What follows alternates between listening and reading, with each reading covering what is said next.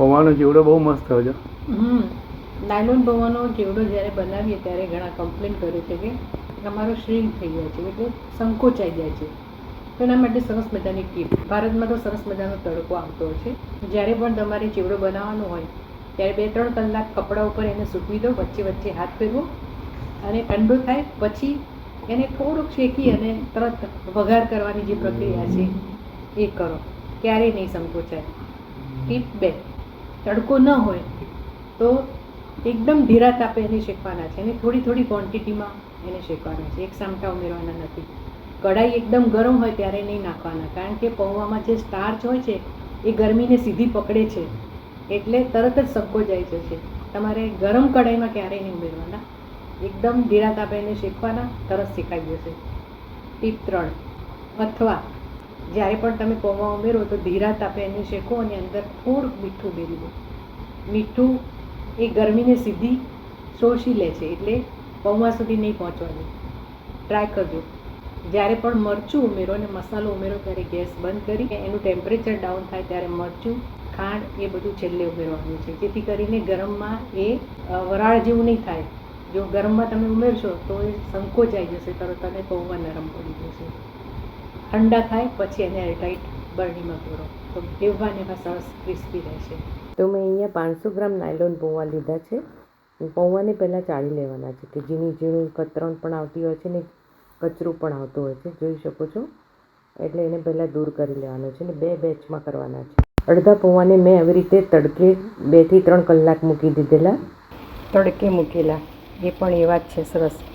તડકે મૂકીને 2-3 કલાક તમે પૌવાનો ચેવડો બનાવશો તો એકાદ મિનિટમાં શેકાઈ જાય છે બહુ ફટાફટ અને શ્રિંક પણ નથી થતા. જોઈ શકો છો કે અહીંયા આખા પૌવા છે.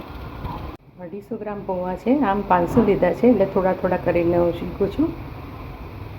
જો મીઠું ઉમેરી દેશો અને એકદમ ધીરા તાપે શેકશો તો પૌવા શ્રિંક નહીં થાય, પોળા ને પોળા સરસ રહેશે. અને શેકીએ છીએ, તાપ એકદમ ધીરો રાખવાનો છે. તમે ફાસ્ટ ગેસે શેકશો તો તરત જ ઝડપથી સંકોચાઈ જશે. ઘણા લોકો કમ્પ્લેન કરતા હોય છે કે અમારા પૌવા જ્યારે પણ અમે બનાવીએ ત્યારે સાઇઝો એનાથી નાની થઈ જાય છે, તો આને શેકી લઈએ છીએ. એનું રિઝલ્ટ પછી જોઈએ આપણે.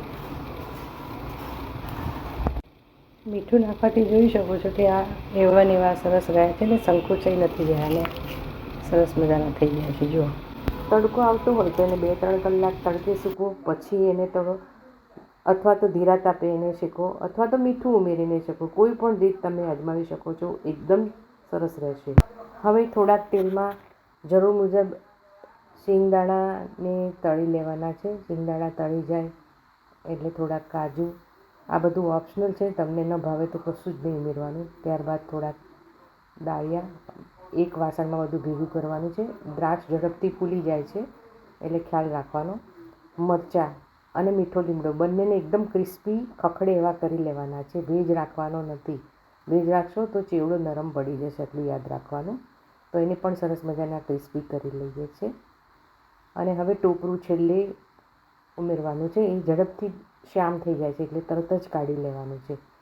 એમાંથી થોડુંક તેલ વધેલું એમાં હળદર ઉમેરીએ છીએ. હળદર તેલમાં ઉમેરવાથી એનો કલર સરસ રીતે બેસી જશે. પૌવાને ઉમેરી દઈએ છીએ. જોઈ શકો છો કે એવા સરસ મજાના આખા રહે છે, સહેજ પણ ભાગતા નથી. હળદર ઉમેર્યા પછી તળેલો મસાલો, સ્વાદ પ્રમાણે મીઠું જોઈને ઉમેરવાનું, કારણ કે આપણે શેકતી વખતે ઉમેરેલું થોડુંક સંચળ નાખજો, એનો ટેસ્ટ બહુ સરસ લાગે છે. ખટ મીઠું સરસ લાગે છે કારણ કે ખાંડ ઉમેરવાના છે. જો તમે ખાંડ ન ઉમેરવાના હોય અને ખાટો ખાવો હોય તો લીંબુના ફૂલ પણ ખાંડની જોડે દળી શકો છો. મેં અહીંયા આમચૂર લીધો છે. હવે પહેલાં એને મિક્સ કરવાનું છે અને એકદમ હળવા હાથે કરવાનું છે મિક્સ, કારણ કે નહીં તો આ પૌવા બહુ પાતળા હોય છે, ભાજી જશે.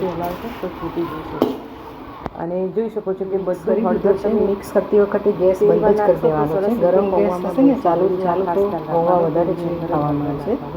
બંધ ગેસમાં જ મરચું ઉમેરીએ છીએ, જેથી કલર સરસ રહેશે અને સ્વાદ પ્રમાણે થોડી ખાંડ ઉમેરી ગરમમાં ઉમેરશે. મિક્સ કરીએ એ ગરમમાં ખાંડ ઉમેરશો તો તરત જ ચોંટવા માંડશે, એટલે ખાસ ધ્યાન રાખવાનું.